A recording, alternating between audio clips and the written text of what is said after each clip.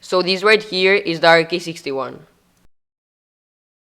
It's probably one of the best budget mechanical keyboards, and it has a ton of lighting effects. I am gonna time lapse these so you can see them.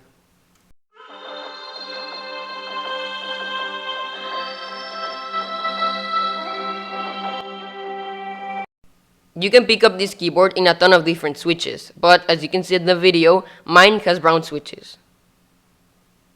You can also pick up this keyboard in red switches, blue switches, and brown switches. And not only that, if you're in customizing keyboards and all of that stuff, you can also pick a hot swappable version of this keyboard. And if you thought that was so, you can also pick a Bluetooth version of this keyboard. And what more can you ask for 50 bucks? It's just probably the best budget keyboard you can pick out there.